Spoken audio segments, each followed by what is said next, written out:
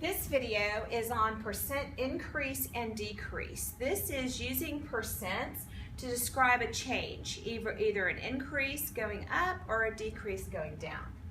So this is all part of percent because it's percent of change. The amount a number increases or decreases written as a percent.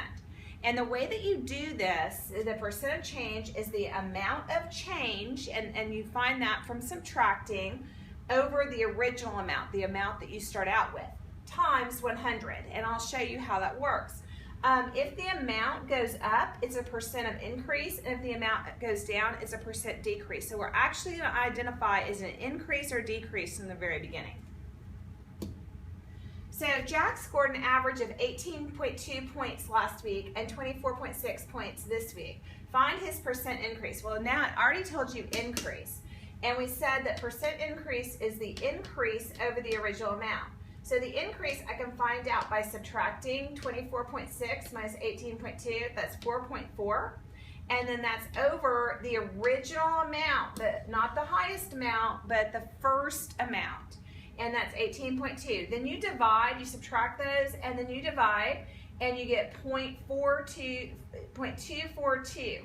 And then you have to multiply that by 100 to get the percent, which is 24.2%. So this means he is scoring, on average, 24.2% more points per game. So let's look at another example, a little bit easier numbers.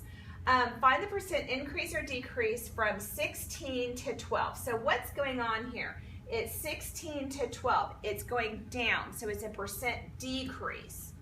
So you specify that first, and you find the amount of change. You do that by subtracting 16 minus 12, and so that's 4 over the original amount, the first amount. So that's 16. And then that simplifies to 1/4 when we know that as a decimal, that's 0.25. So we multiply that times 100 and we get 25%. Okay? And we could also do it, take it to 100 as a proportion. 4 times 25, 1 times 25, and 25 over 100 is 25%. Now, don't forget, is this an increase or a decrease? This is a decrease. It went down. So we would specify that. Let's look at a couple of other examples. Find the percent increase or decrease of 15 to 20. Well, it's going up, so it's an increase. We're going to increase. And the difference between the two is 5, and it's over the first number, so 15, the original number, that's 15.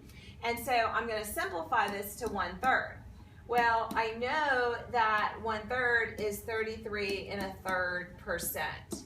If I didn't know that, I could turn it into a decimal, 0.333, multiply it times 100, and I get 33.3 repeating percent. Okay?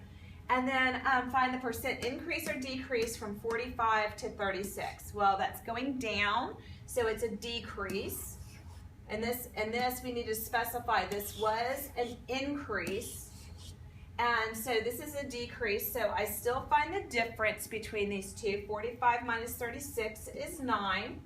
9 out of the original is 45. And so I'm going to simplify that to 1/5, and then if I'm not sure what that is as a decimal, I can take it to 100 times 20 times 20. So 20 out of 100 is 20%. Or I could have said that decimal is 0.2 times 100 is 20%. Either way, there's many different ways in math to do the same thing, to get to the same answer. Now you do have to say, was this an increase or decrease? It was a decrease. It went down. Then there are word problems. This says when Jim was exercising, his heart rate went from 70 to 98. Now is that an increase or decrease? That's an increase, and it actually asks you what the increase is. So I got to find the difference between those, and that's 28 over the original amount, which is 70. That simplifies. I'm going to divide by 7 divide by 7, and that's 4, divide by 7, and that's 10. So 4 tenths as a decimal times 100 is 40%, or I could take it to 100 and times 10 times 10, and once I have it over 100, I have my percent. So again, two different ways to do it.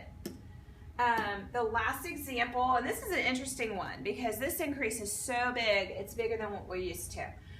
Foot Locker sells Air Jordans for $150, but they purchased them from the manufacturer for less than $30.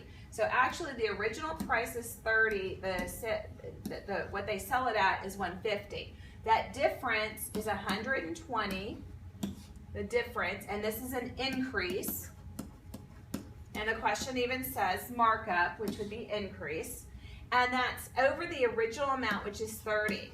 So if I simplify this, and 12 divided by 3 is 4, so it's 4 wholes times 100 equals 400% markup, which is true. That happens, that kind of increase happens with jewelry, with shoes, with luxury goods. So now do your practice problems and you'll be ready for class discussion.